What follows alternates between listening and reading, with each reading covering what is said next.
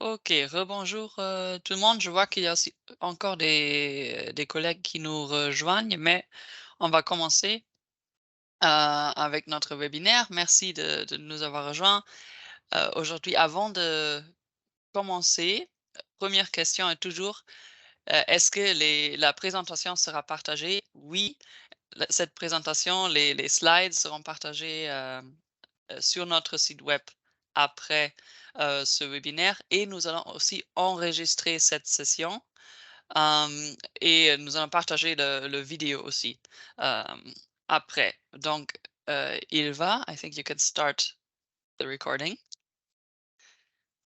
Oh, it is already. OK. Nous sommes déjà en train d'enregistrer. Très bien. Avec ceci, je vous dis encore une fois, bienvenue au webinaire du Fonds pour la consolidation de la paix, pendant lequel nous allons introduire l'initiative pour la promotion de l'égalité des genres en 2023. Je m'appelle Victoria von Knobloch, je suis chargée de programme adjointe au Fonds pour la consolidation de la paix. Je suis ici avec ma collègue Ilva Skonda, qui est chargée de l'initiative pour la promotion de la jeunesse et de l'égalité des genres, et avec nos collègues de UN Women. Et peut-être je vais juste passer la parole à Marie pour que vous vous introduisez aussi avant qu'on commence. Bonjour à tous et à toutes. Bonjour Victoria, merci beaucoup pour cette invitation aujourd'hui. Je suis Marie Doucet, je travaille à ONU Femmes au siège à New York, plus particulièrement sur les questions de consolidation de la paix sensible au genre.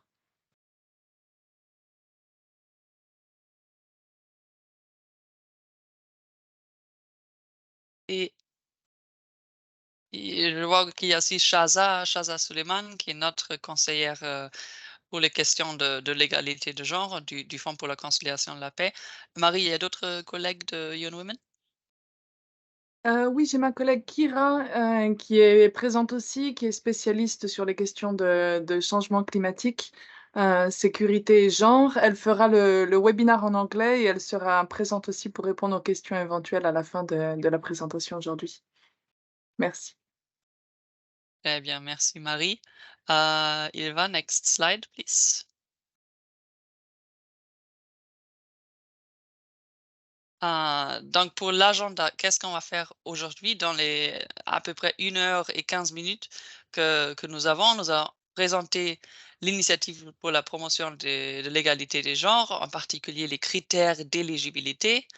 Après, UN Women fera une présentation sur les thèmes de 2023, à savoir le thème d'atténuation et d'adaptation au changement climatique, ainsi que le deuxième thème, engagement des femmes dans la gestion des ressources naturelles. Nous allons parler un peu des bonnes pratiques et des enseignements tirés pour vous conseiller en ce qui concerne les applications. Hem, nous allons présenter quelques ressources que nous mettons à votre disposition, et nous avons beaucoup de temps pour vos questions et nos réponses.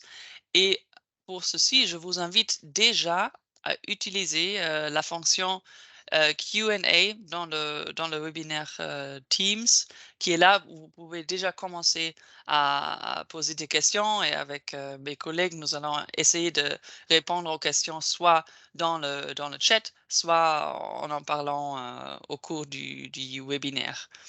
Hum, OK, alors commençons avec l'initiative pour la promotion de l'égalité des genres, que nous appelons GPI, Gender Promotion Initiative, qui a commencé en 2011. C'était quand le Fonds pour la conciliation de la paix des Nations unies a lancé le GPI pour financer les projets de conciliation de la paix, promouvant l'égalité des genres et l'autonomisation des femmes. Cette initiative soutient ou vient à soutenir vraiment la résolution 1325 du Conseil de sécurité des Nations unies. J'imagine que vous êtes tous, vous connaissez toutes et tous cette résolution, et d'autres résolutions qui sont connexes. Euh, Jusqu'à... Non, euh, Beck, il va? Euh, Jusqu'à présent, l'initiative a investi à peu près 37 millions de dollars dans 109 projets, plus de 30 pays. Et l'année dernière, nous avons investi 23 millions de dollars, juste pour vous donner une idée de la taille de cette initiative. Et le dernier point, c'est pour savoir que le PBF dépasse l'objectif de 15% fixé par les Nations Unies pour les allocations de consolidation de la paix axées sur l'égalité des genres. Nous avons dépassé cet objectif pour les années, y compris avec la GPI. OK, next slide. Commençons avec les critères d'éligibilité. Et j'ai vu dans le chat une question. Oui, nous allons parler aussi des thématiques de cette année-là. Donc, je vais aller vite sur les critères. S'il y a des questions, encore une fois, utilisez le chat, la fonction Q&A, questions-réponses, et nous pouvons aller en plus de détails dans quelconque aspect qui vous intéresse. Toutes les informations sont disponibles dans l'appel à proposition que vous trouvez sur le site web. Encore une fois, nous allons partager les liens après ce webinaire. Peut-être Ilva ou Marie peuvent aussi le mettre dans le chat. Encore une fois, nous allons accepter 3 types de propositions, comme d'habitude. Donc, cet appel, c'est vraiment très, très similaire à l'année dernière. Nous acceptons les propositions conjointes des Nations Unies, des propositions conjointes Nations Unies, Organisation de la société civile et les propositions des organisations de la société civile qui doivent bien sûr tenir compte des questions de genre et de l'âge. Pour l'initiative de promotion de l'égalité des genres, c'est vraiment important que vous dépassez ou que vous arrivez à faire des propositions de marqueurs de genre 3. Nous allons parler un peu plus tard de ce que cela signifie. Et au moins 40% du budget demandé doit être alloué à des organisations de la société civile nationale ou locale en tant que partenaire de mise en œuvre. La deadline pour les notes conceptuelles est vendredi 9 juin et vous pouvez les remettre sur le site web. Les pays qui sont éligibles, can you go back, Ilva, to the countries? Juste pour savoir que les pays qui sont éligibles, vous voyez la liste en bas, c'est aussi encore une fois détaillé dans l'appel à proposition. Dans cette liste, il y a certains pays qui sont seulement éligibles cette année pour l'initiative de promotion de la jeunesse. Parce que du côté égalité des genres, nous sommes en train de mettre en œuvre une approche un peu différente dans ces pays-là. Donc, vous voyez, c'est Central African Republic, la République centrafricaine, République démocratique du Congo, la Colombie, la Gambia et Guatemala. Mais tous les autres pays sont éligibles à cette initiative dont nous parlons aujourd'hui. OK, next slide. Encore une fois, qui peut poser donc sa candidature? Nous acceptons les propositions soit des agences, fonds et programmes des Nations Unies, soit des organisations de la société civile ou des propositions conjointes. Pour les soumissions des Nations Unies, nous acceptons 2 propositions au maximum par initiative et par équipe de pays des Nations Unies, c'est-à-dire 2 propositions pour l'initiative promotion de la jeunesse, 2 propositions pour l'initiative promotion de l'égalité des genres.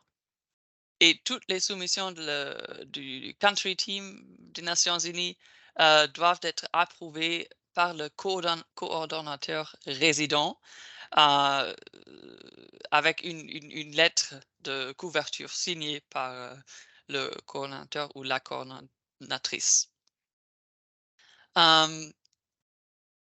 Pour les propositions conjointes des Nations Unies, le budget doit être entre 800 000 et 2 millions de dollars par projet. Et nous comptons voir 2 à 3 partenaires des Nations Unies. Nous parlons vraiment des projets conjoints de plus de 2 ou 3 agences ensemble.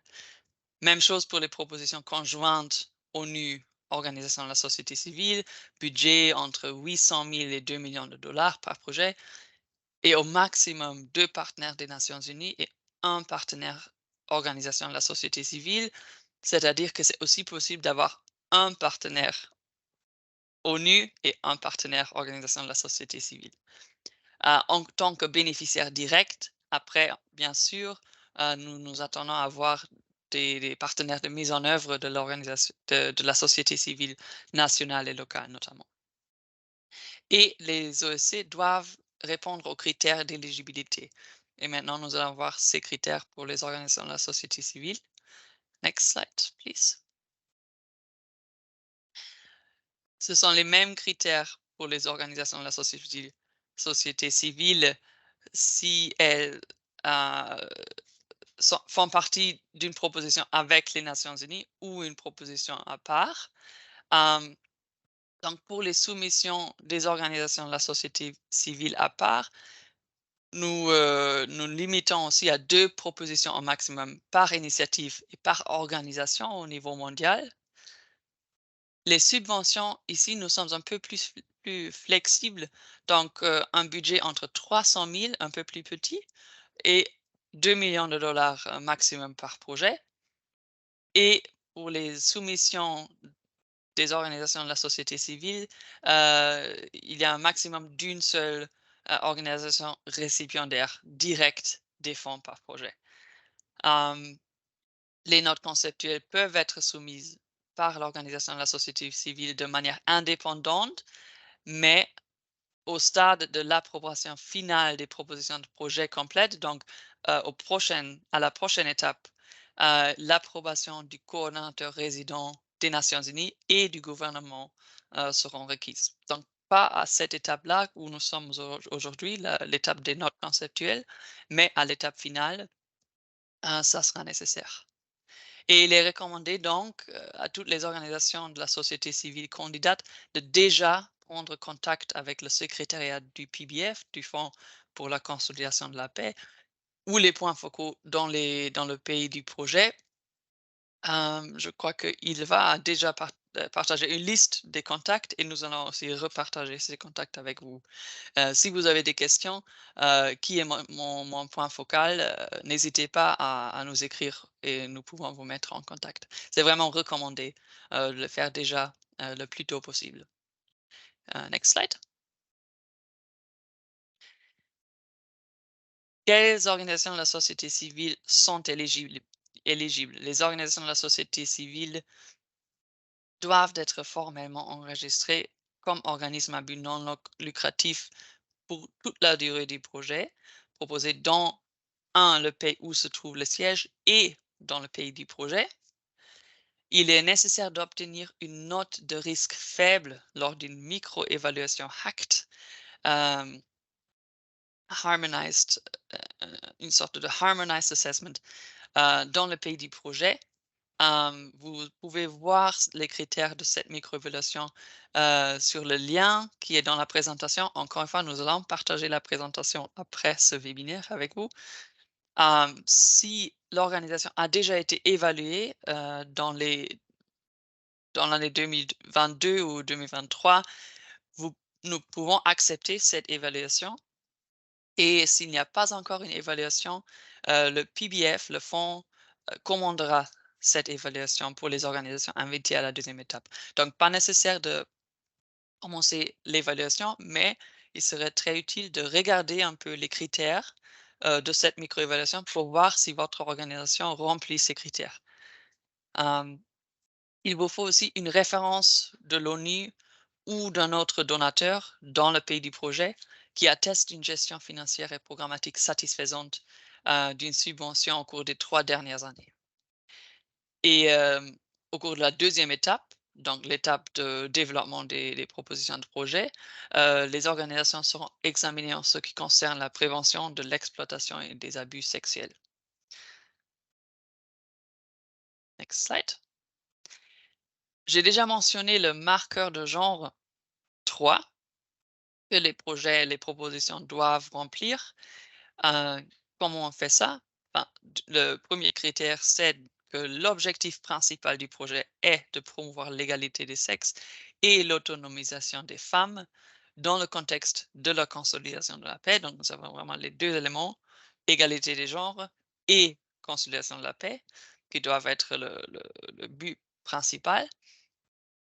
L'égalité des sexes est un élément fondamental de la conception du projet et des résultats escomptés. Donc, nous regardons une analyse de conflits sensibles au genre, les produits du projet sensibles au genre, le Results Framework, les indicateurs de suivi et évaluation sensibles au genre. Et nous allons regarder aussi le budget pour voir si 80 à 100% du budget total sont alloués à la promotion de l'égalité des genres et l'autonomisation des femmes. Il y a un document, un guide pour le gender marker qui est aussi disponible sur notre site web. Et encore une fois, nous allons partager les liens avec vous après ce webinaire. Avant que je passe la parole à Young Women, juste quelques enseignements tirés des années dernières pour vous donner quelques pistes pour les notes conceptuelles qui ont été sélectionnées dans le passé. Le premier point, c'est vraiment que les notes conceptuelles fortes sont celles qui peuvent montrer un lien avec la consolidation de la paix. L'initiative s'appelle Initiative de la promotion de l'égalité des genres et l'autonomisation des femmes, mais il s'agit d'une initiative du Fonds pour la conciliation de la paix. Donc, encore une fois, les deux éléments doivent aller ensemble dans vos propositions. Deuxième point, deuxième point sur le slide, c'est la réactivité aux questions de genre et de la jeunesse. Les notes conceptuelles réussies ont placé cet aspect au centre de leur proposition.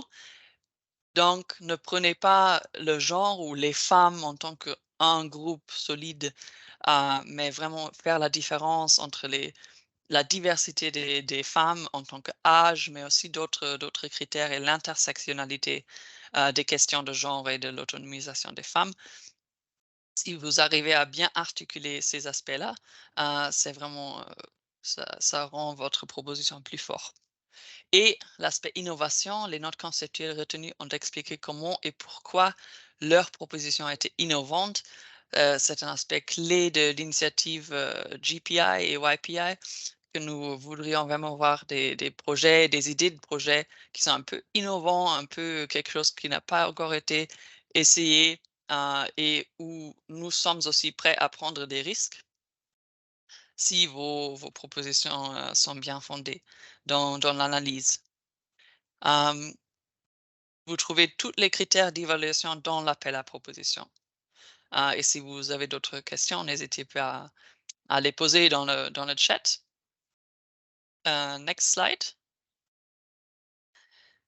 Et voilà, je crois que c'est le moment où je passe la parole à Marie. C'est correct? Oui, merci beaucoup Parfait. Victoria. Donc je vais reprendre à partir d'ici pour, maintenant, parler un petit peu plus, du focus thématique de cet appel, GPI, de 2023. Donc le choix du PBF, de choisir ce thème répond directement aux défis et aux lacunes qui avaient été identifiés dans le rapport du secrétaire général de 2022 sur l'agenda femmes, paix et sécurité, mais également dans l'examen thématique de PBSO, de 2023 sur la sécurité climatique et la consolidation de la paix. Donc l'appel à proposition du GPI de cette année se concentre, comme vous le savez, sur l'atténuation du changement climatique et l'adaptation au changement climatique. D'une part, c'est le premier sous-thème et le deuxième, c'est sur l'engagement des femmes dans la gestion, des ressources naturelles. Donc le lien entre le climat, la paix et la sécurité occupe une place de plus en plus importante dans l'agenda mondial et dans la consolidation de la paix. Il est important de ne pas tirer un lien de causalité directe, mais au contraire, on parle davantage de multiplicateurs de risques, notamment dans les pays fragiles à faible revenu, où les effets du changement climatique, aggravent les vulnérabilités existantes et les facteurs de conflit en exacerbant la violence, les conflits et d'autres vulnérabilités déjà existantes, et constituent des menaces personnelles ou au niveau national.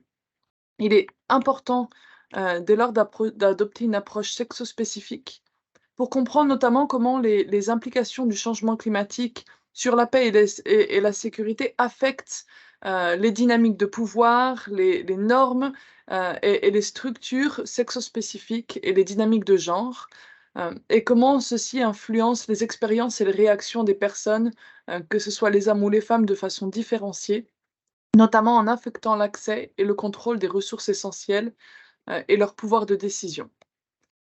Les femmes, les jeunes femmes et les filles sont confrontées à des formes croisées d'inégalité, donc notamment en raison d'autres facteurs de vulnérabilité, comme leur âge, les questions de race, d'ethnicité, de religion, de classe, d'identité sexuelle et de genre, mais également d'autres facteurs tels que le handicap, le statut éventuel de réfugié, déplacé, et cetera. Et ces personnes sont touchées de manière disproportionnée par le changement climatique et ses effets sur la dynamique de paix et de sécurité. Non seulement parce que les femmes sont exposées à des risques uniques en raison de leur rôle social et économique, mais aussi parce que les obstacles structurels à l'égalité des sexes limitent leur stratégie d'adaptation et d'intervention. Si je dois prendre un exemple, par exemple, dans le nord du Nigeria, le changement climatique exacerbe les conflits entre les jeunes hommes éleveurs et les femmes des communautés agricoles, notamment suite à l'exode des autres hommes. Il en résulte une augmentation des incidents de violences sexistes sur les terres agricoles et autour des points d'eau. Et un rapport du PNUE, d'ONU Femmes, du PNUD, et de DPPL, le département des affaires politiques de l'ONU, sur les questions de genre, climat et sécurité, montre cette étude de cas et montre comment les femmes, ont réussi à dépasser les normes de la masculinité dite traditionnelle de l'homme comme chef de famille, dans des communautés plus féminisées, malgré les obstacles structurels tels qu'un accès restreint en capital ou à la terre. Dans le même temps, il est important de noter que les efforts d'atténuation et d'adaptation au changement climatique offrent de nouvelles opportunités, non seulement pour la participation et le leadership des femmes, mais aussi pour la prévention des conflits et la consolidation de la paix.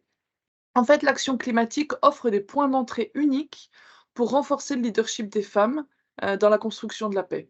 Et dans de nombreuses régions du monde, les femmes, défenseuses de l'environnement et bâtisseuses de paix jouent déjà ce rôle essentiel, en remettant notamment en cause les relations de pouvoir inégales et en se mobilisant pour la justice climatique et en construisant une paix inclusive et durable. Donc c'est vraiment sur ces dynamiques-là, que vos projets peuvent, s'articuler. Cependant, il est important de reconnaître que même si cet agenda, ces thématiques prennent de plus en plus d'importance, il existe encore de nombreuses lacunes, dans les données dont nous disposons, notamment en ce qui concerne la compréhension exacte de l'impact du changement climatique sur la dynamique de paix et de sécurité, dans des contextes où le changement climatique se manifeste par exemple par des événements météorologiques extrêmes ou dans les situations où la violence prend une forme différente, telles que des activités criminelles. Et en comblant ces lacunes à travers des études et davantage de recherches, nous pourrons concevoir des interventions plus efficaces et adaptées au contexte pour relever les défis de sécurité liés au climat. Hem, Next slide, please, Sylvain. Hem, donc les thèmes plus spécifiquement, de cet appel, le premier étant l'adaptation au changement climatique. L'atténuation et l'adaptation au changement climatique. L'adaptation au changement climatique consiste en fait à modifier notre façon de faire pour gérer ou faire face aux effets du changement climatique. Il peut s'agir de modifier notre façon d'utiliser les ressources, de développer de nouvelles technologies ou même de changer nos habitudes quotidiennes. Donc la palette des options, de cette adaptation est diverse. L'objectif de l'adaptation au changement climatique est de minimiser les dommages et les effets et, dans le même temps, de profiter des nouvelles opportunités associées au changement climatique. L'expérience sur le terrain montre que l'adaptation au changement climatique peut constituer un outil puissant pour la consolidation de la paix, mais uniquement si elle est menée d'une manière sensible au conflit, de façon participative et surtout très important, de façon inclusive. Au contraire, si on omet ces dimensions-là, on peut aggraver encore plus les effets, déjà négatifs du changement climatique. Donc des interventions d'adaptation soigneusement planifiées peuvent améliorer la cohésion sociale, la confiance dans les institutions locales et la stabilité économique, et contribuer à la construction de communautés plus résilientes. En Gambie, par exemple, le PBF a soutenu un projet visant à promouvoir la cohésion sociale et la résilience en donnant aux communautés les moyens de développer des mécanismes d'adaptation efficaces pour gérer les risques liés au climat, construire des moyens de subsistance durables et réduire les vulnérabilités liées au genre. Le projet s'est concentré spécifiquement sur la formation à des approches sensibles au genre pour la prévention des conflits et la résilience climatique. Par exemple, le projet a offert aux femmes une formation sur les voies de plaidoyer pour faire face aux risques liés au climat dans le but de mettre en évidence les préoccupations, les besoins et les priorités spécifiques et propres à chaque sexe par le biais de plateformes communautaires. Donc, on peut avoir, comme je le disais, une palette d'autres mesures d'adaptation au climat, par exemple l'agriculture à l'épreuve du climat ou l'adaptation des cultures et des pratiques agricoles face aux nouvelles réalités climatiques.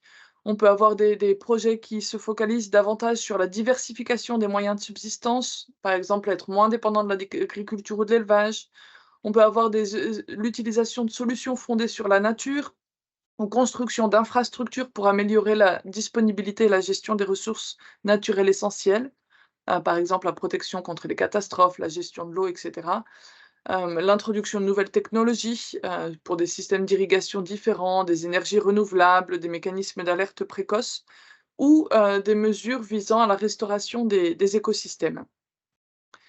Ce qu'il est important de noter, c'est que les femmes, spécifiquement, ont une expérience et une connaissance unique des ressources naturelles qui sont essentielles pour concevoir et mettre en œuvre des stratégies d'adaptation efficaces.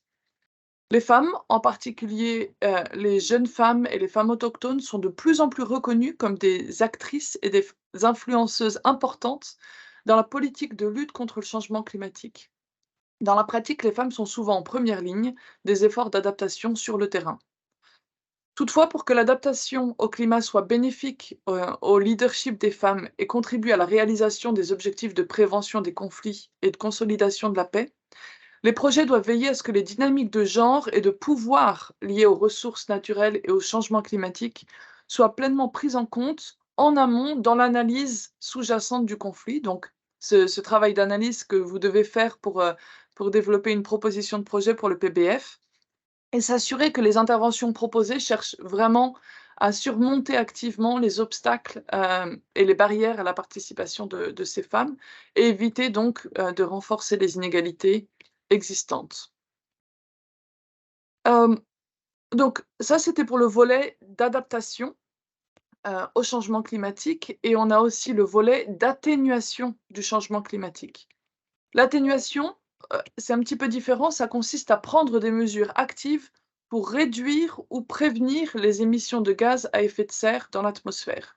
Généralement, ça fait partie de projets de plus grande ampleur, mais dans le cadre d'un projet PBF donc, plus ciblé, les interventions d'atténuation du changement climatique peuvent inclure, par exemple, l'amélioration, l'accès aux sources d'énergie renouvelables locales, l'investissement dans des technologies vertes adaptées au contexte local, la préservation et conservation des forêts primaires et autres écosystèmes essentiels, l'extension d'espaces verts, la promotion de la consommation durable en mettant en œuvre l'économie du partage, par exemple. Donc là encore, on a une palette d'options très variées et dans toutes ces dynamiques-là, bien sûr, à chaque fois comprendre comment les questions de genre et la participation des femmes peut intervenir dans une optique in fine de consolidation de la paix. Donc ces efforts peuvent heu, contribuer à la consolidation de la paix s'ils permettent notamment de créer des opportunités économiques, à condition bien sûr qu'ils intègrent tous les groupes sociaux, qu'ils aient une approche, de cohésion sociale et d'inclusivité. Le un exemple que je vais mentionner n'est pas directement lié, sur les questions d'égalité des sexes et autonomisation des femmes, mais c'est un excellent exemple de la manière dont nous pouvons atténuer le changement climatique. Jusqu'à date, il n'existe pas beaucoup de programmes comme, celui-ci dans le portefeuille des projets que le PBF a déjà financés. Donc il sera intéressant de voir comment le GPI de cette année contribuera à réduire les émissions de carbone. Donc ce projet en question, c'est au Burundi. où le PBF soutient entre 2021 et 2024 un projet qui vise à promouvoir la conservation durable dans le parc national de Kibira et à s'attaquer à certaines des causes profondes de l'instabilité dans la région des Grands Lacs. C'est un projet qui vise à soutenir les efforts du gouvernement dans le déploiement d'une force d'éco-garde et la mise en œuvre d'une stratégie de réduction des émissions liées à la déforestation et la dégradation des forêts. Et donc, tout en accédant, au marché de carbone pour générer des revenus à partir des émissions réduites. Et c'est un projet qui est intéressant parce qu'il fournira également des moyens de subsistance alternatifs qui apporteront des avantages aux communautés locales. Donc voilà, c'est un exemple, de projet. Vous pourrez après, en savoir plus en recherchant notamment les documents de ces projets pour voir un petit peu ce qui a été fait. Ce qui est très important, c'est, de noter que les organisations locales de la société civile, y compris les organisations de femmes, ont besoin d'aide pour intégrer l'analyse des risques climatiques dans leur travail, afin d'éclairer les politiques, les plans et les programmes, comme c'est souligné dans le rapport du secrétaire général, de 2022 sur l'agenda femmes, paix et sécurité. Donc il est essentiel de travailler avec les organisations de femmes qui ont besoin d'appui technique et financier pour, pouvoir, avoir une action plus importante. Et il est notamment nécessaire de promouvoir des projets innovants en matière de sécurité climatique, qui soutiennent le rôle des femmes dans l'atténuation des changements climatiques et l'adaptation, et qui prennent en compte les risques spécifiques dans le contexte du changement climatique. Next slide please, Ilva. Thank you. Le deuxième thème, et l'engagement des femmes dans la gestion des ressources naturelles. Donc, j'ai vu notamment dans le chat une question sur, est-ce qu'on peut faire les 2 thèmes et cetera. Vous allez voir que c'est 2 thématiques qui sont autour, des questions du climat et de, la sécurité liée à l'environnement. Les 2 thèmes peuvent se recouper, mais il peut être intéressant aussi d'avoir une focale plus spécifique sur un thème plutôt qu'un autre, parce que c'est bien sûr des thématiques très, très vastes qui peuvent englober beaucoup de choses. Si votre proposition se concentre davantage sur les impacts du changement climatique, sur la dynamique de paix et sécurité, il est peut-être plus pertinent de sélectionner le premier thème. Par contre, si votre proposition aborde plus spécifiquement des questions liées à la gouvernance, à l'accès et à la distribution des ressources naturelles. Ce deuxième thème, est plus en phase avec votre proposition.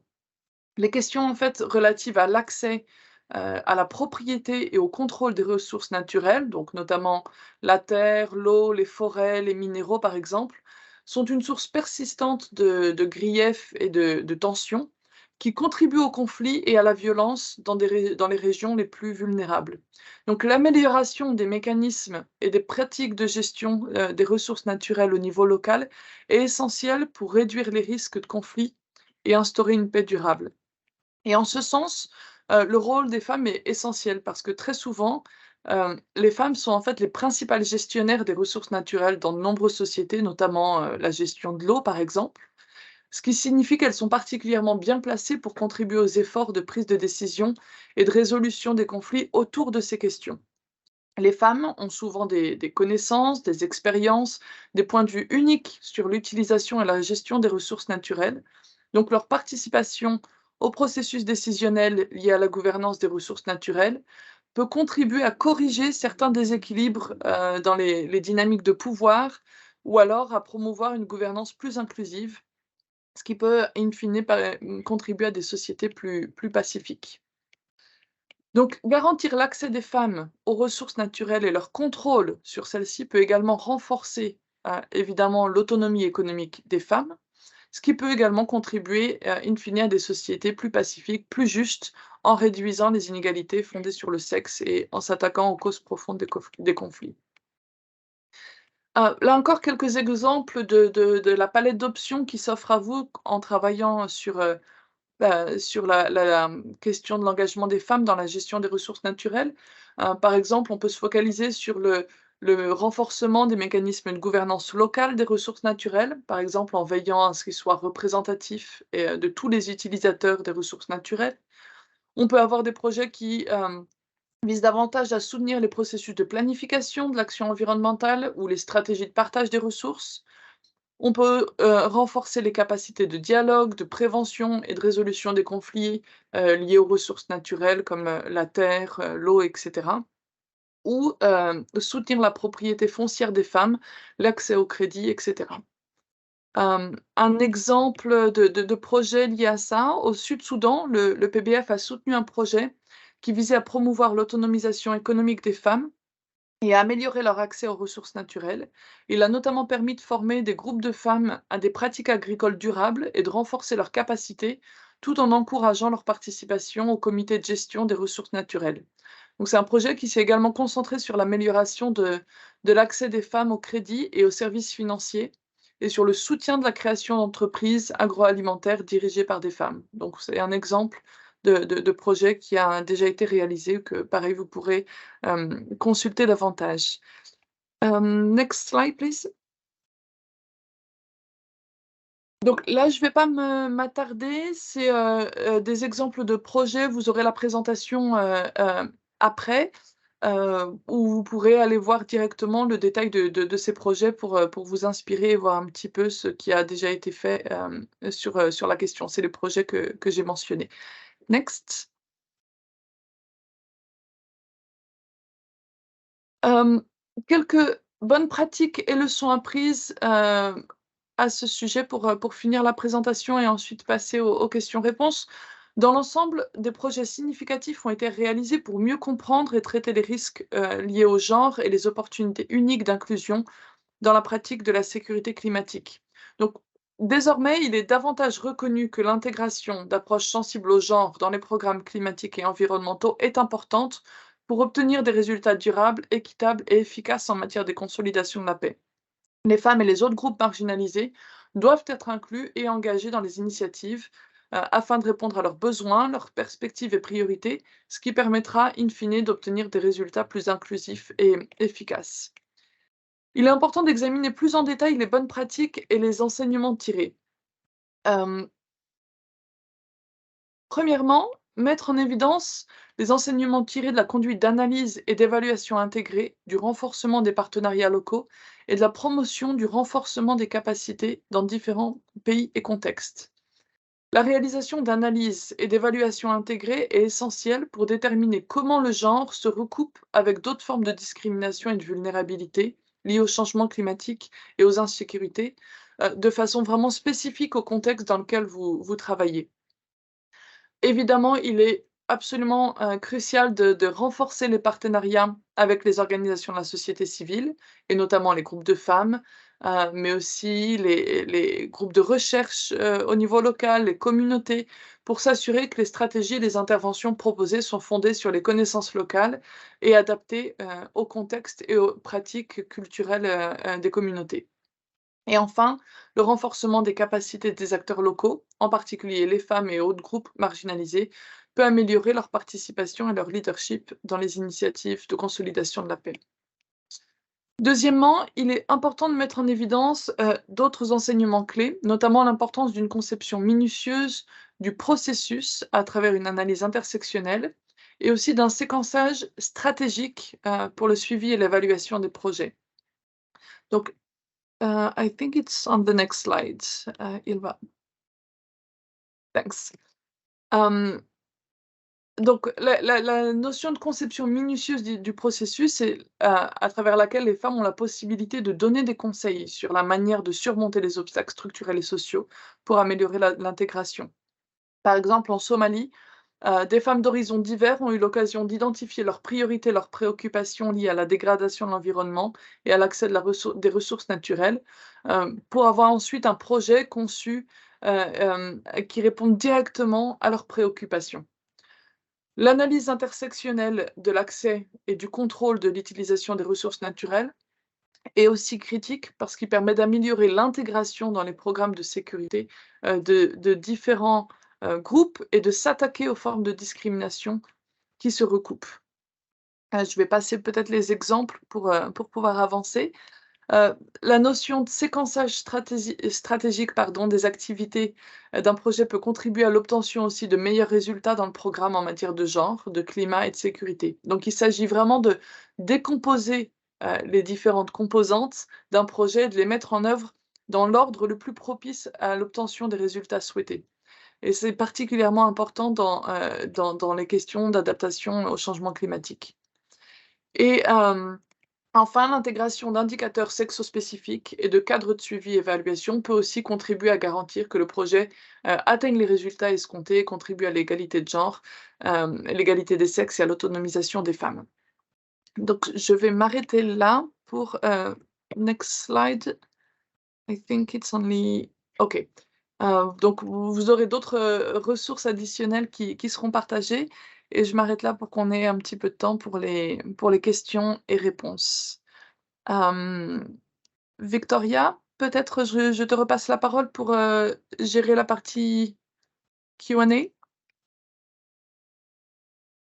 Oui, avec plaisir. Merci beaucoup, Marie. Je crois que tu as couvert déjà beaucoup de questions dans ton intervention, en particulier les questions en ce qui concerne les exemples d'initiatives innovatrices. Donc, vous avez vraiment vu quelques exemples. Encore une fois, nous allons partager la présentation avec tout le monde et nous allons la mettre sur notre site web, dont je viens de poster le lien dans le chat. Donc, vous allez pouvoir lire en plus de détails en ce qui concerne. J'ai vu 2 ou peut-être même maintenant 3 questions auxquelles je peux répondre maintenant plutôt que d'écrire dans le chat parce que c'est un peu plus facile. Question sur le GPI 2.0 et les pays dont j'avais parlé qui ne sont pas éligibles en cette année-là. Autre question sur l'évaluation finale et l'évaluation de cohorte qui est mentionnée dans l'appel à candidature et question qui vient là dans le chat, les propositions des projets des acteurs du secteur privé, est-ce qu'elles sont éligibles? Non, donc les organisations qui peuvent postuler à cet appel de proposition sont les organisations à but non lucratif et qui doivent être enregistrées avec le pays du projet en ce terme-là, à but non lucratif. Donc, normalement, on parle vraiment des organisations de la société civile. Après, il peut y avoir des partenaires de mise en œuvre différentes, hein, le gouvernement local, d'autres acteurs, d'autres organisations de la société civile, mais vraiment, euh, le- cette initiative est centrée sur la société civile des pays. J'ai vu quelques questions en ce qui concerne la République centrafricaine, la République démocratique du Congo. Est-ce qu'elles sont éligibles ou non? Donc, comme j'avais expliqué au début, ces deux pays, ensemble avec South Sudan, Colombia, non, et Libéria, mais comme nous avons le webinaire en français, je crois que République centrafricaine, République démocratique du Congo sont les plus importants aujourd'hui, euh, ne sont pas éligibles à l'initiative de promotion du genre de 2023 dont nous avons parlé aujourd'hui. Les deux pays sont éligibles à l'initiative de promotion de la jeunesse pour laquelle nous allons avoir les webinaires demain. Et dans les deux pays, cette année-là, il y aura une initiative de promotion de l'égalité des genres nationale. Donc, c'est ce que nous appelons le GPI 2.0, genre la prochaine phase de la Gender Promotion Initiative. Donc, c'est un appel qui sera lancé au niveau national et pour nous, c'est vraiment une initiative pour localiser encore plus cette initiative, pour la faire encore plus pertinente pour les pays en question et nous commençons avec quelques pays pour voir comment ça se passe. Donc, dans ces deux pays-là, il y aura l'initiative, mais au niveau national et vous pouvez demander au coordonnateur PBF dont nous vous allons donner les contacts après ce webinaire pour avoir plus d'informations pour ces deux pays en particulier. Ce n'est pas encore lancé, donc nous avons un peu plus de temps dans ces deux pays-là. Il y avait une autre question en ce qui concerne l'évaluation de cohorte. Donc, oui, ça aussi, c'est une nouvelle initiative. Le PVF, pour améliorer la qualité d'évaluation et les options, les opportunités de tirer des leçons au niveau GPI un peu plus largement, lance maintenant une évaluation de cohorte tous tous les ans pour les projets qui se terminent dans cette année-là. Donc normalement, c'est une cohorte vraiment de GPI, de YPI. Celle-ci peut remplacer l'évaluation finale indépendante individuelle des projets si ces projets ont un budget au-dessous de 1,5 million de dollars. Donc, c'est vrai que c'est une considération pour vous. Quand vous faites la proposition, si vous faites une proposition jusqu'à 1,5 million de dollars, il n'y aura pas besoin de lancer une évaluation finale indépendante. Mais si vous faites une proposition de 1,5, enfin, d'au-delà de 1,5 million de dollars jusqu'à 2 millions de dollars, c'est le plafond, c'est le maximum pour ces initiatives-là. Vous devez inclure dans le budget une évaluation finale indépendante. L'évaluation finale de cohorte couvre tous les projets au-dessous de 1,5 million de dollars. Vous avez tout, en même temps, vous pouvez toujours faire une évaluation finale indépendante, même si c'est un projet plus petit, parce que peut-être vous êtes intéressé dans les résultats vous-même, ou c'est une règle interne.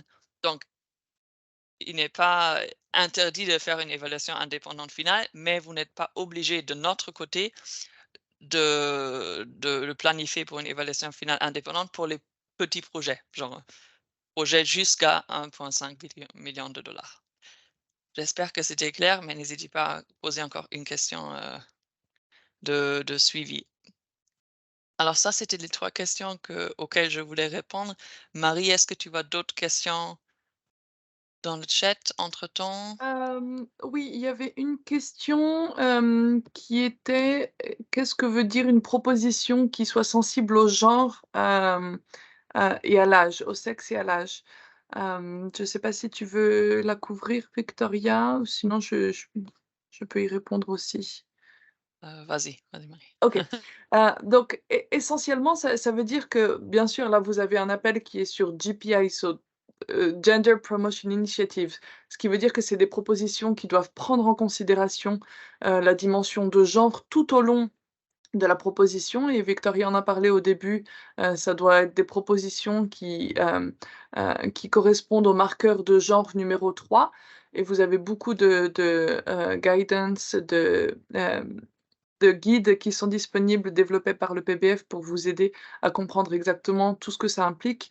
Mais, essentiellement, il faut s'assurer que votre proposition, que ce soit dans l'analyse de conflit ou dans, les interventions proposées, répondent, comme on l'a dit tout à l'heure, à ces différents rôles, joués par les femmes notamment, mais également, prendre une considération sur, les questions d'âge et de génération. Donc voir comment, par exemple, les effets du changement climatique, ont un impact différencié, par exemple, sur les plus jeunes femmes ou les filles, par rapport aux femmes plus âgées, et cetera. Donc ces dynamiques-là d'intersectionnalité doivent être présentes, tout au long du projet, dans l'analyse, mais aussi dans les réponses proposées.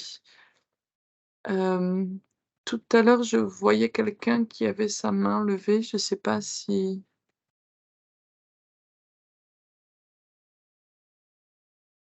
Mokhtar, vous avez une question?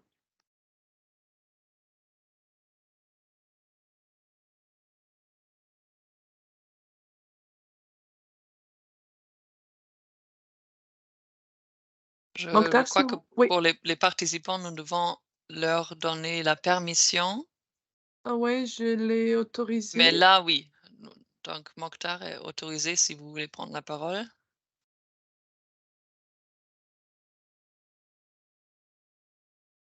La main a disparu. Oui.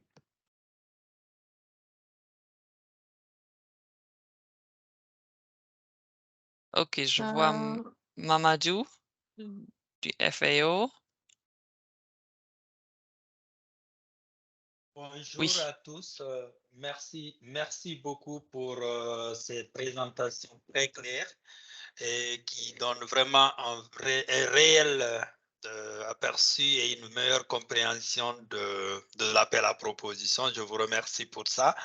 Je voudrais juste savoir si, par exemple, une agence avait postulé avec une note conceptuelle une année antérieure qu'elle trouve encore pertinente, malgré qu'elle n'était pas reçue, qu'elle n'avait pas requis l'approbation les années antérieures, si elle peut être amendée et encore représentée, si le contexte n'a pas changé.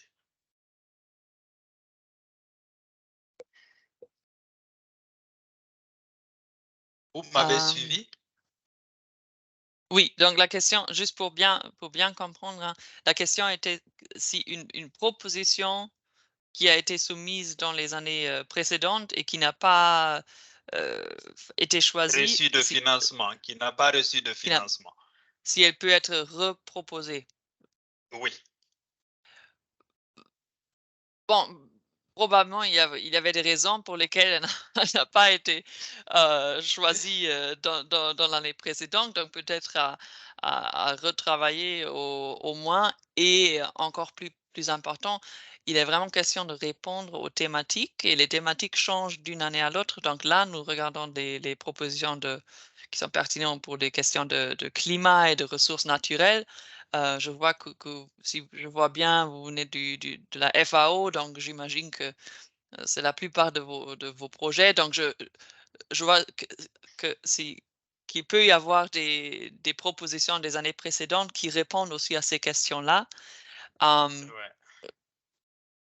Si c'est le cas, mon conseil serait oui, pourquoi pas, si le contexte est toujours pertinent, de reprendre une idée que vous avez déjà eue avant, mais de faire attention à ce que la proposition est vraiment pertinente et qu'elle répond aux questions pour avoir plus de chance cette année-là, hein, parce que Oui, justement parce que... Voilà. oui. OK.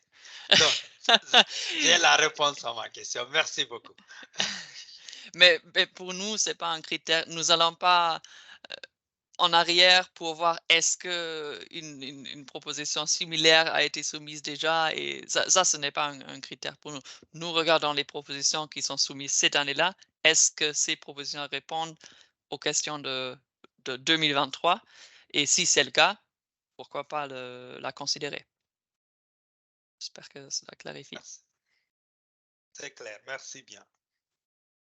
Peut-être, Victoria, je peux enchaîner. Je vois une question de Laurent dans le chat, collègue de l'UNESCO, qui demande une reprécision sur la relation entre paix et changement climatique.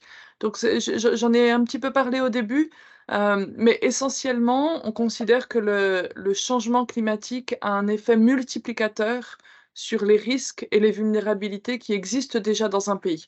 Donc, c'est pas le changement climatique en soi qui est une cause directe de conflit, mais qui aggrave les vulnérabilités qui existent déjà dans un contexte. C'est pour ça que le travail d'analyse est absolument essentiel, de comprendre quels sont les facteurs de vulnérabilité, de tension, d'inégalités socio-économiques, etc., qui existent dans votre contexte, et de voir comment les effets du changement climatique peuvent avoir un facteur aggravant et multiplicateur de tensions, mais aussi comment est-ce que le changement climatique peut-être offre des points d'entrée et des opportunités potentielles pour la paix ou la cohésion sociale, etc.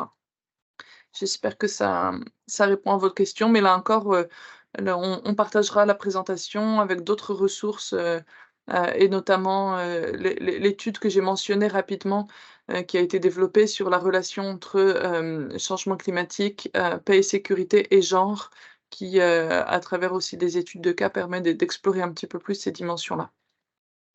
Mokhtar, vous dites que votre micro ne fonctionne pas. Vous pouvez poser la question à l'écrit si possible. Il y a plusieurs questions sur, s'il est possible pour une organisation de faire une proposition prenant en compte les 2 thèmes. Donc je ne sais pas si tu veux répondre, Victoria? Oui, oui, je peux répondre. Oui, j'ai vu la question, j'y ai répondu dans le chat, mais juste pour répéter, si vous parlez des 2 thèmes sous l'initiative de promotion de l'égalité des genres, donc adaptation au changement climatique et management des ressources naturelles, oui, nous sommes tout à fait conscients du fait que ces thèmes sont en fait beaucoup de souvent liés. Et donc oui, ces 2 thèmes, vous pouvez les prendre en compte les 2.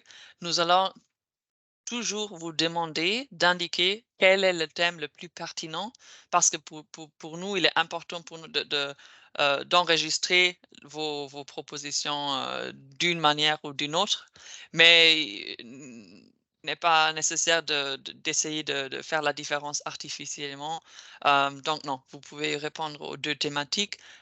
Essayez de clarifier quelle est la thématique la plus pertinente à laquelle vous allez répondre. Cela dépend bien sûr du contexte, de votre analyse et de vos idées de projet.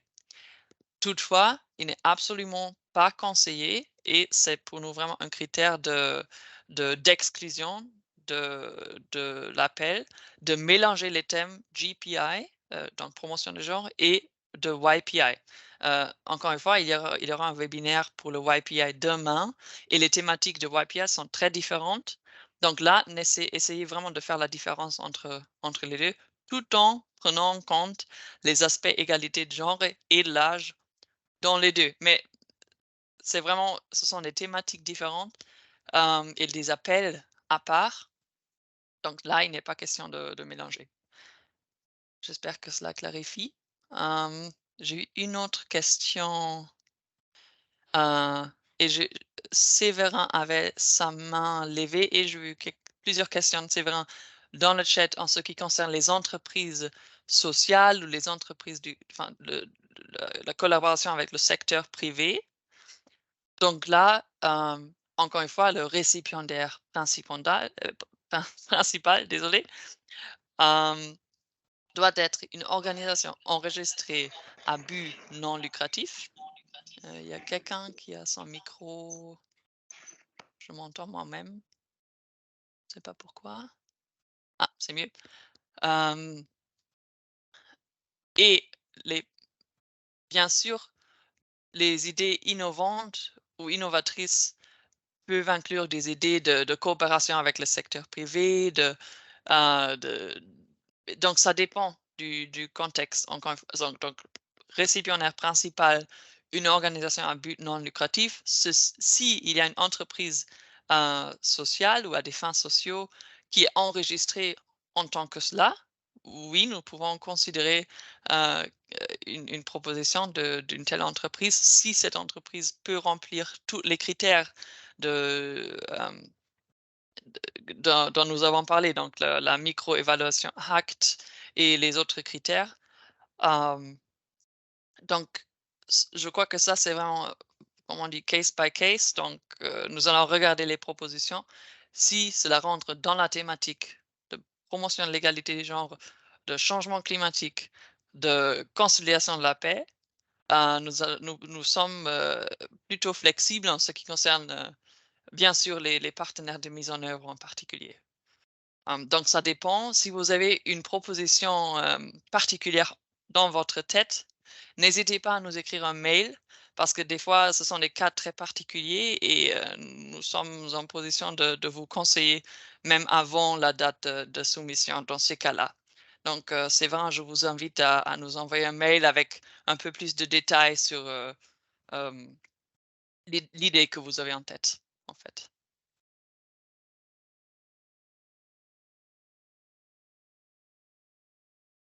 OK, donc Marie, si tu vois quelque chose dans le chat ou des mains levées, nous avons encore Il y à peu près avait 10 minutes, donc n'hésitez pas. la question de Mokhtar qui essayait de parler tout à l'heure, mais qui avait un problème de micro. Je pense qu'il est plutôt pour toi. Je ne sais pas si tu la vois, c'est dans le chat, pas dans Q&A. Certains de nos consortiums ont réussi à passer à la première évaluation, etc. OK, donc c'est une question d'évaluation de cohorte de moins de 1,5 et il est mis à la dernière. Peut-être je peux répondre, en attendant, si possible clarifier davantage thème et initiative.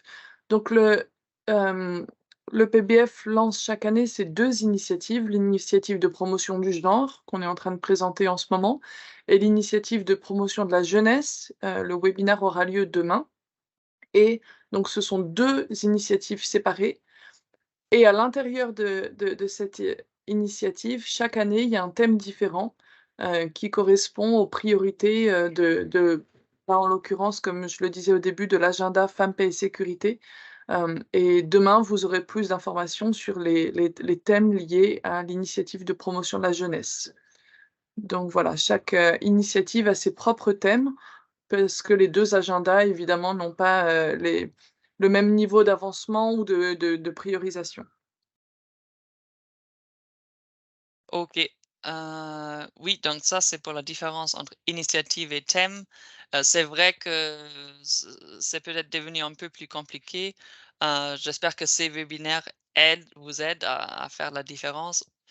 S'il y a des questions qui restent, si vous n'êtes pas sûr, si une proposition spécifique rentre dans un thème plutôt que dans l'autre, euh, vous avez notre adresse mail, vous allez recevoir encore une fois les contacts, notamment de vos points focaux au niveau pays. Donc, n'hésitez pas à rentrer en contact avec eux et elles le plus tôt possible, c'est-à-dire vraiment demain, si je peux vous conseiller, pour demander exactement ces questions. J'ai une idée dans ma tête et nous voudrions essayer ceci ou cela. Est-ce que cela répond à cette thématique de cette année-là? Est-ce que vous pensez que c'est une bonne idée? Est-ce que vous avez des conseils? Ce sont vraiment eux et elles qui peuvent répondre à ces questions-là pour s'assurer que votre proposition est la plus pertinente possible et pour vous conseiller dans ces questions-là. Mokhtar, si je comprends bien, votre question mélange un peu deux aspects différents. Donc, nous avons parlé de évaluation finale de cohorte. Ceci est seulement pertinent pour les propositions qui sont approuvées à la fin. Donc, c'est vraiment pas une grande chose dont il faut, avec laquelle il faut s'occuper à ce moment-là. C'est vraiment dans la prochaine étape. Et puis, pour les propositions qui sont approuvées, mises en œuvre pendant jusqu'à 2 ans, à la fin de la mise en œuvre, il y a une évaluation finale, soit projet par projet, pour les grands projets, pour les projets de plus de 1,5 million de dollars. Et pour les petits projets, il y aura une évaluation de cohorte. Mais ça n'a rien à voir avec l'appel à proposition maintenant. Donc maintenant, nous sommes dans la première étape d'appel à proposition. Vous allez soumettre vos notes conceptuelles et ces notes conceptuelles seront évaluées en ce qui concerne pour voir si nous pouvons approuver les notes conceptuelles ou si vous pouvez avancer à la deuxième étape. Donc, évaluation de cohorte, c'est vraiment après la mise en œuvre d'un projet. Ce n'est pas la revue des propositions maintenant. C'est deux choses différentes. Mohamedoun a posé la question, est-ce qu'une organisation de la société civile qui exécute les activités pour une de ces 2 initiatives, donc initiative genre, initiative jeunesse, peut soumettre cette fois pour l'autre? Oui, absolument. Toute organisation de la société civile, soit nationale, soit internationale, peut soumettre jusqu'à 2 propositions globales, au niveau global, pour l'initiative genre et 2 propositions pour l'initiative jeunesse.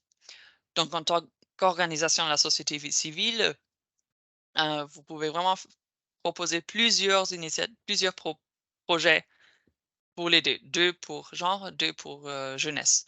Et peu importe ce que vous êtes en train de mettre en œuvre en ce moment-là. Donc, si l'année dernière, vous avez un projet de jeunesse, oui, pourquoi pas cette année-là, si vous avez une bonne idée dans un des pays éligibles, faites une proposition dans l'autre thème, dans l'autre initiative.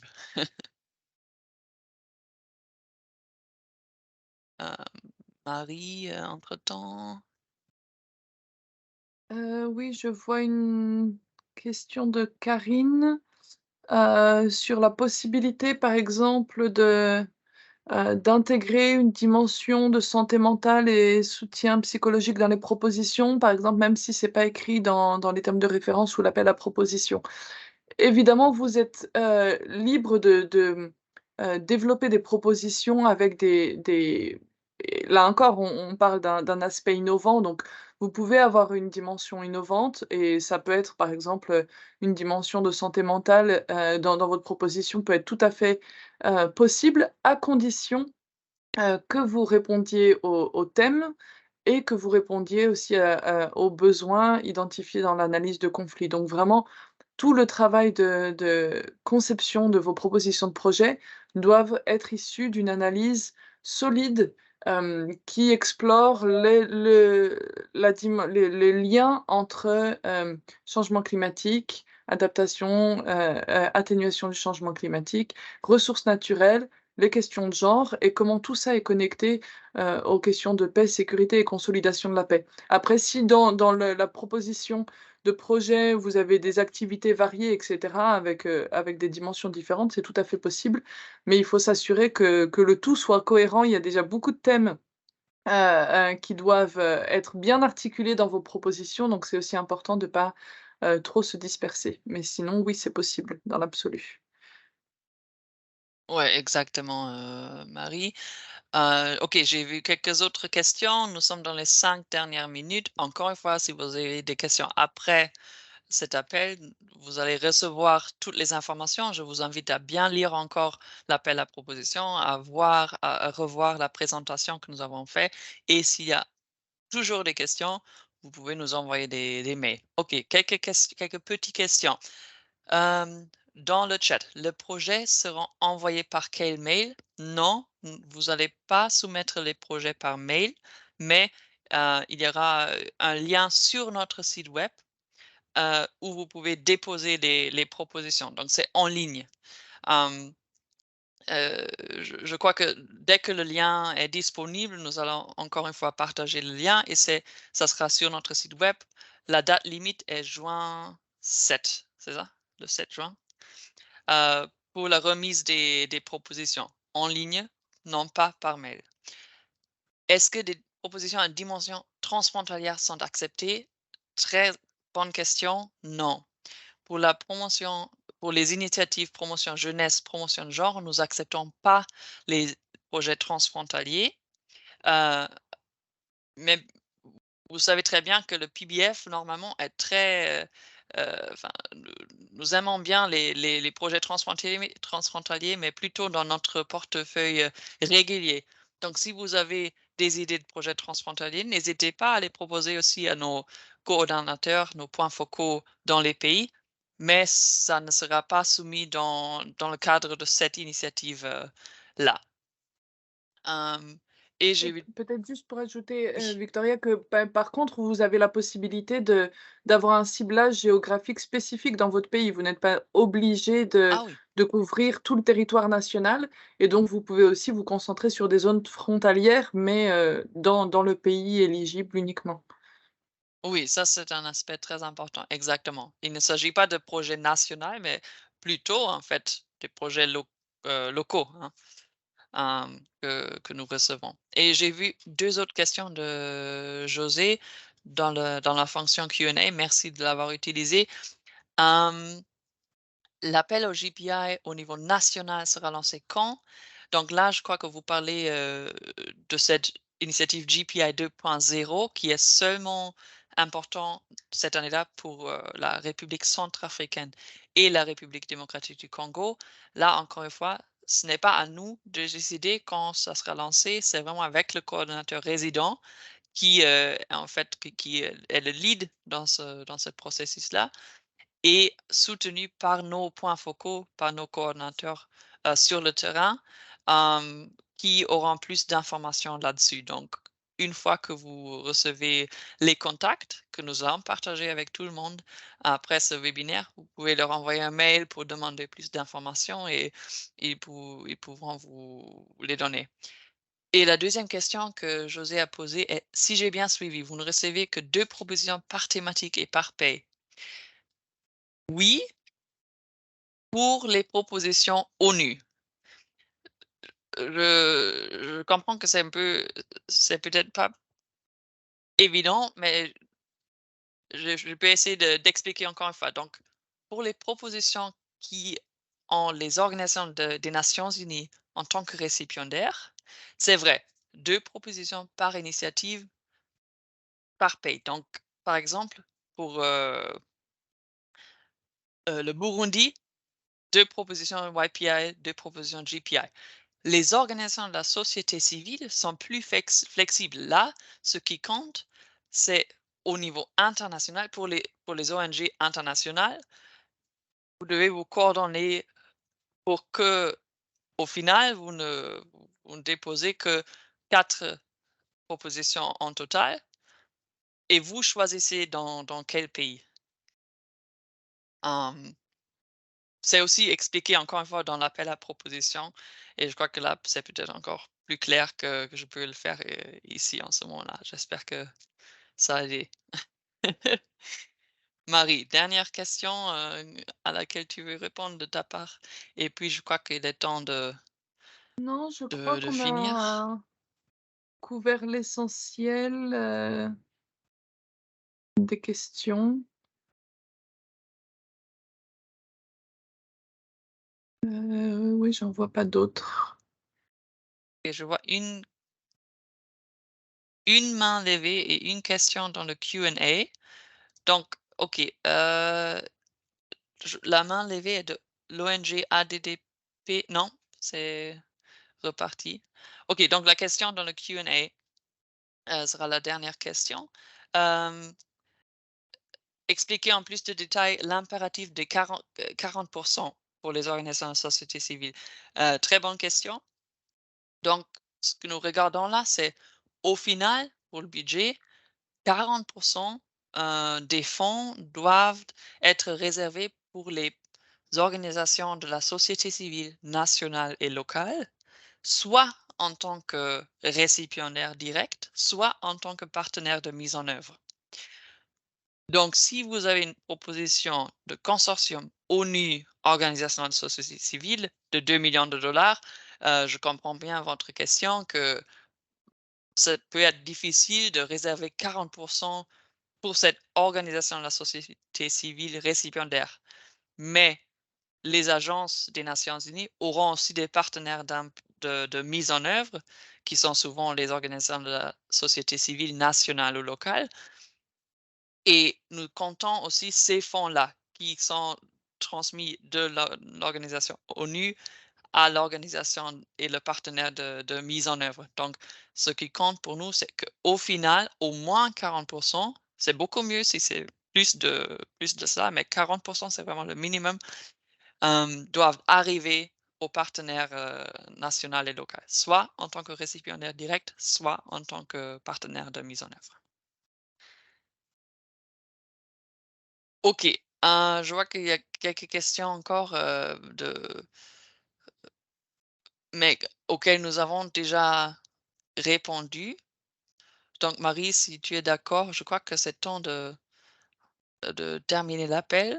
Je ne sais pas si tu as des derniers mots à partager? Non, non, non, c'est simplement pour inviter tous et toutes à vraiment prendre le temps de faire davantage de recherches sur les questions de relations entre genres, changement climatique, ressources naturelles, et voilà, inviter les participants à soumettre des projets innovants et qui permettront vraiment d'avoir un impact sur ces questions-là. Merci, à PBF d'avoir, invité ONU-FEMmes pour ce webinaire. Merci Marie, merci à ONU-FEMmes, merci à tout le monde pour votre participation. Je vois que là, nous sommes à plus de 150 participants. Je crois que c'est un record quand même, pour nous aussi. Donc, nous avons vraiment hâte de lire vos propositions, comme Marie a dit. S'il y a des questions qui restent et qui ne sont pas clarifiées par nos documents en ligne, encore une fois, envoyez-nous un mail, rentrez en contact avec vos points focaux des pays et bon courage pour les remises de propositions et à plus tard. Il y aura d'autres webinaires, une fois que la première étape a fini. Donc nous espérons vous revoir et vous reparler bientôt. Merci tout le monde et très bien, oui, à demain pour ceux qui participent aussi au webinaire, YPI demain. Merci. Bonne journée à tous et à toutes. Bonne fin de journée, au revoir.